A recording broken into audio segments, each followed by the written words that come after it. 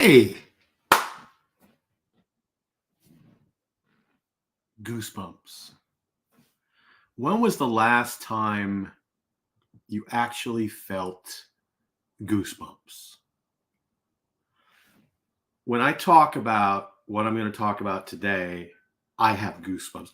I have goosebumps right now because I get so excited. Today, we're going to talk about going from fee to, or no, from free to fee. Yeah, don't make that mistake. You don't want to do that. And if you have something you want to talk about and ask about, come in joinraylive.com. That would be fantastic. If you see this and have questions later, just put it in the chat. But it's joinraylive.com. I'm going to take that down because I'm using this for clips later, and that's going to be fantastic. So the problem here is, and what we see all the time, have you ever sat in front of an audience and there's a guy speaking that is getting paid, and you think, man, how did he get that? Why is he doing it and I'm not? Well, here's the thing. You're in the right place today. If you're the kind of person that has great content, it doesn't speak enough for enough money to quit your day job. If you've got great content and you only speak part of the time, we need you to change a couple things. We're going to give you some ideas, some steps, some tricks, some tips to get out there and get paid money quickly. This whole process changed my life. And it wasn't that long ago. I remember sitting at a seminar of people, and they've got this guy was up there speaking, and he made this statement, which really, really hit home for me. He said, the average millionaire goes broke 2.5 times before he gets to keep his money. And I remember sitting there looking at that guy thinking, man, half a time to go. And that was a defining moment because I thought I was a pure failure, but I didn't realize that I was on a stepping stone to get where I needed to be. And so that's what, if I could do that, bam, this is something that you can do too. Very simple, very quick, couple things today.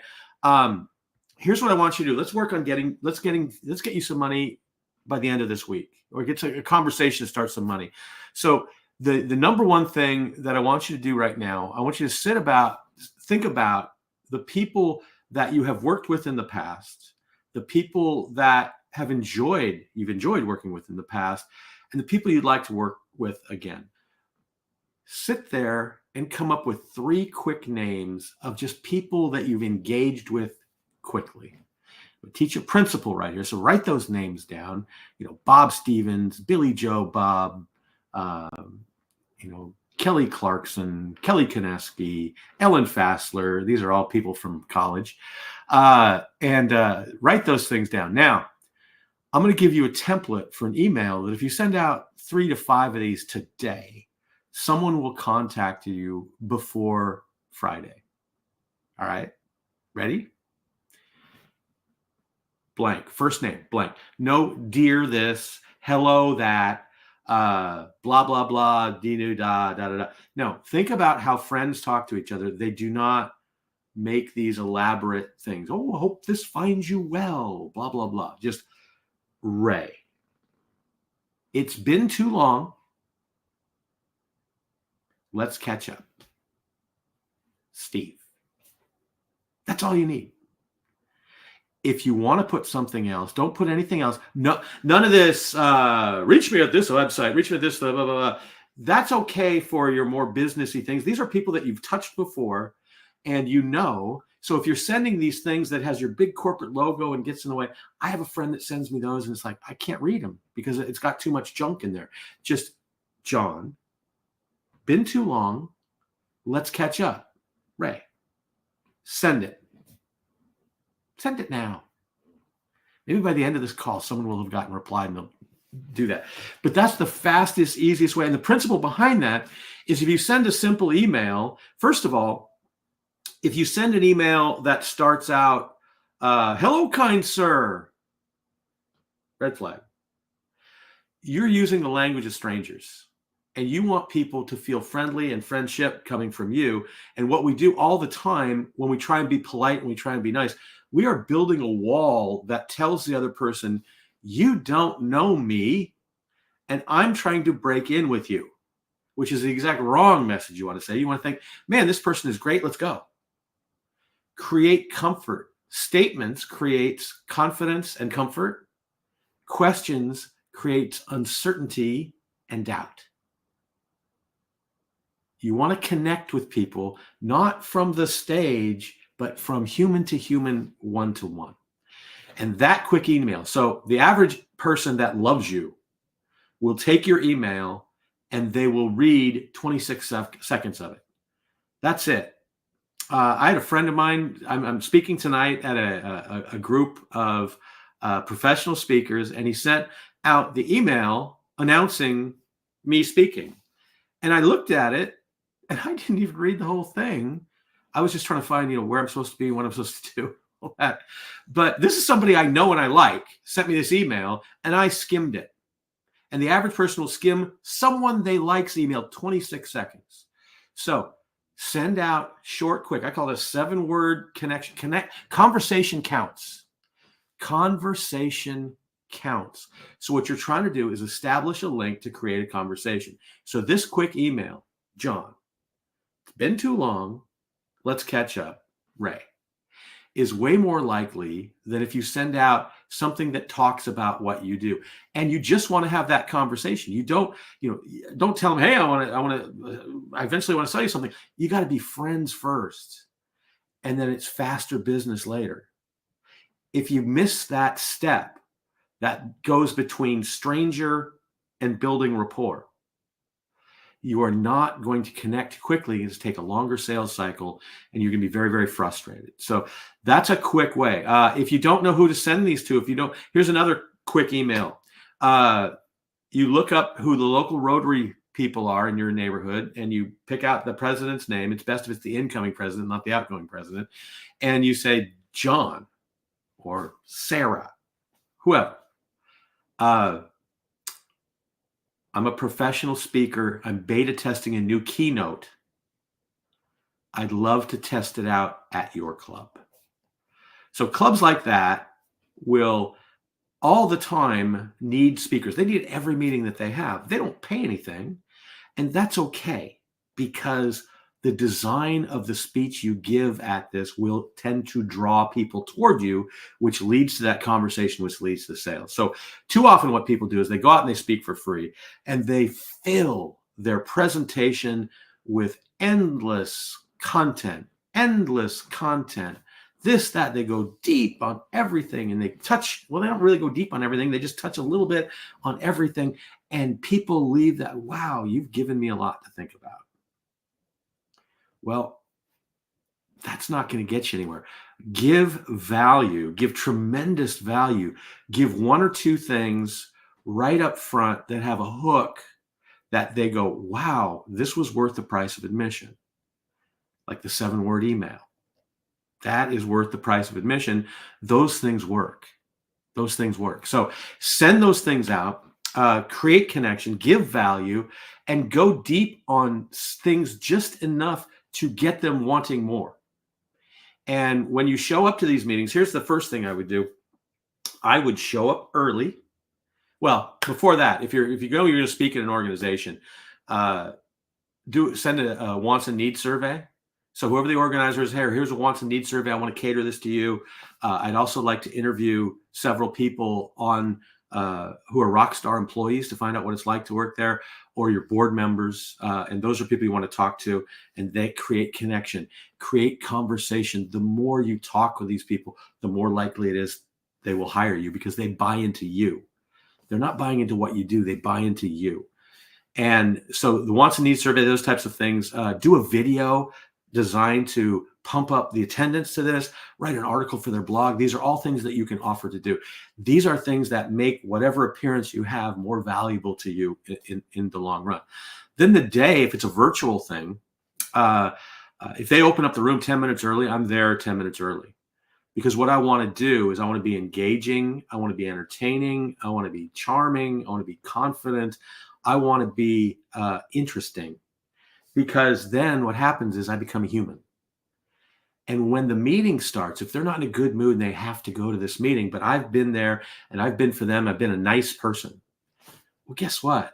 If I'm just the guest speaker, I'm the featured speaker, I'm whatever it is, it's easy to resent and hate the featured speaker.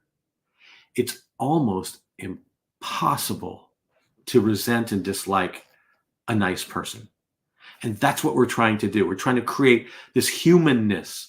Then you talk, and while you talk, you are your expert. You become the expert of who you are and what you do, and they see that and they respect that. Then after the meeting, you hang out and you help with a problem and you answer questions, because then you get helpful. You go from being a nice person to an expert to helpful, all in the span of usually an hour. And what you just did there is you created a human connection. That's almost like having 3 separate dates with somebody. You're ready to move the relationship forward at this point. But you still don't try and get them to do business with you. What you want to do right then is allow them to come to you. Because you're usually, when you do this, you're on somebody else's dime. I'm going to a club meeting of professional speakers. I'm speaking at this event or at the Rotary Club. So you don't sell in that event. You set up an opportunity to meet, greet, talk, answer after that. So tonight I speak at this event. I have an office hour planned just for the people that go to that event on Friday. And I'm going to take whoever comes from that and ask questions, because I'm not going to be able to answer them deeply in this meeting tonight. So what you want to do is you want to set this up. Now, when you do this, next opportunity is a no sales, no BS.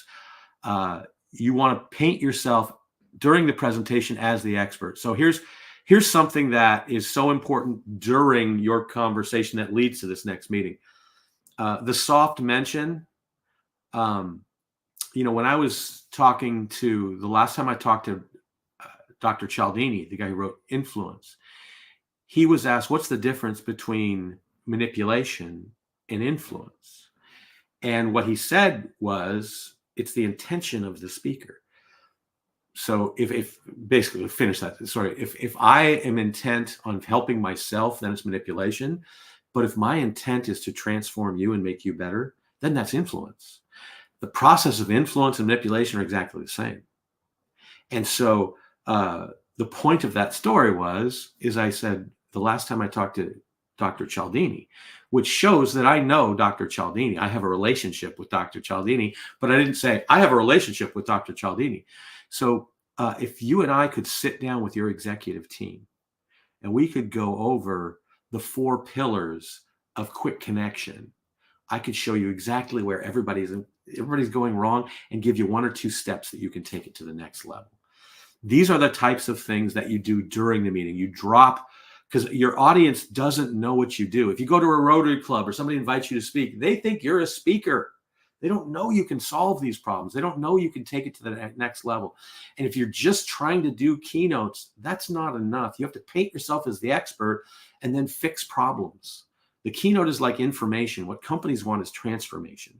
And yes, you can get work doing keynotes, and that's a wonderful thing to do to add on whatever else you're doing. But if you want to kind of ingrain yourself with these companies and build like lifelong customers, this is what you do. Transform people. You want to have one of the clients I work with, one of the things that she said is, I learned more in 6 months with you than I did in 6 years in Toastmasters. And these are the types of things that you bring up. You bring up testimonials, but you don't say, here's some testimonials, guys. You drop them in. You're planting seeds so they will grow. So people go, oh my God, I could actually work with this person. This person could help me. This is very helpful. We can go forward here. Second meeting after the first 3. So it's really the 4th meeting. No sales, no BS, solve their problems. Give them 50, give them, if you set, like I have an office hour set up. So I'm hoping a bunch of people show up and we get into some real questions. I'll give them a couple things to do. And then I'll offer to meet one-on-one with them. again, with a no sales, no BS, to specifically move them forward. When they come to that meeting, I am going to, at the end of that meeting, I'm going to give them an opportunity to talk about working with me. And I'm going to make it obvious and easy for them. And it's not salesy. Salesy is a thought. If I can do these things, if I can take what's in my head, because I've been at the bottom of the barrel. I've declared bankruptcy twice because I couldn't figure out how to sell myself as a speaker. Now I have. Thank it to, large part, David Newman and Do It Marketing is a fantastic resource that I went to, and I wound up doing it so well that he asked me to coach for them. So it worked out very, very well. But that is something that I learned, and I love sharing it. I get excited to share it, and I love to do that. And so where was my point with all this? I went squirrel. I went off in the middle. That's okay. But that's what it is. If I don't give you an opportunity to take what I know can transform you from someone who has really good content to someone who's an effective public speaker that has a message that needs to be heard, that gets paid to hear it, and has a living because of it. I want to transform your life to that. And if I don't give you an opportunity to do that, I'm being selfish. It's not salesy, it's being selfish. I can make people's lives easier. I can take someone that is making money speaking and I can raise their fees, and I can make them comfortable doing that. That's another thing I've had a lot of success with doing. So these things are things that I would love to talk to you about and move you forward. But this is step one on how you do this. This is how you start to get paid for these kind of things. These are simple ways that you can give free speeches. So you go through the speech, you have these meetings. At the end, you ask them if they really like to figure out what would it be like to work with you. You have to resist from telling them exactly what you do at that point in this thing. So, well, I've got a few things in mind. We said it's no sales, no BS. I'm going to hold to that. I want to set up another meeting with you and talk about what it's like to work with me. I'll give you a few options that you can choose from, and you do it then. And the difference between the first time that you mentioned that and the time afterward is if they do sign up with whatever you're doing in that first one-on-one meeting, they will take your lowest offer. If you do it after that, they will take your highest offer, and they'll be happy about it, and they'll be better customers for longer. And that's what you're wanting to do. So that's a quick little from free to fee look at this. Your conversations do count, and it's so important. Nothing happens outside of conversation. That's something that I first heard David Newman say that, and it's true. There's a big gap. So I spent the last 3 years working with entrepreneurs that have brilliant ideas, that are wonderful rapport builders, and they'll tell you if you ask them. And I said, well, so what's the problem then? Well, no one seems to return my phone calls, or no one answers my emails, and I don't know how to ask for these things. And so what I identified, there's a huge gap between meeting a stranger and building rapport. You have to earn the right to do that. You have to earn the right to build rapport. And that's what being a friend does. You've earned the right to bypass social niceties to get directly to your friend's core values. And it is really a belief. It's a thought, because they believe that you are friends with these people. And your friends have value, and you have value, and friendships are even. They exchange value for one another. It doesn't have to, it's not monetary, and it's not favors per se. It's there are certain people that I make smile, that make me smile. That's worth it to me. Whatever else they do, I'll put up with it because they put me in a good mood. So there's things that they provide you value for business. There's friends that provide you value with smiling. There's friends that provide you value with comfort. And these are all things that we have learned how to do, there is a, okay, Chris O'Donnell. Hey, buddy. Chris O'Donnell, friend of the program, always on, always winning gold medals. Thank you for being here. Speaking about creating fast friendships, this is a great guy over there. One of my favorite people in the world. Thanks for popping in and taking a look. Love you, babe. And so creating friendships, creating this instant connection, the feeling of friendship, that quick connection, that's what takes you from complete stranger, not on the outside, to being part of the inner core quickly. And think about the last time you met a friend. The last time you met a friend, how did you interact? What was the first thing you said to each other? And I guarantee it probably wasn't a question, because friends don't ask questions, they make statements. When you're on stage, you can connect to an audience, but are you connecting to the person? And Craig Valentine talks about look to one, speak to all. And using the correct language to an audience is the difference between someone said, that was a really good speech, versus that guy spoke as if he was speaking just to me. And these are the types of things that are teachable, they're learnable, they're things that you can incorporate right away in what you do. And these are part of the things that you do in these programs. Oh, look at this. I got to put this up here because he's such a good guy. Chris O'Donnell, you're one of my best friends, Ray. Thank you, my friend.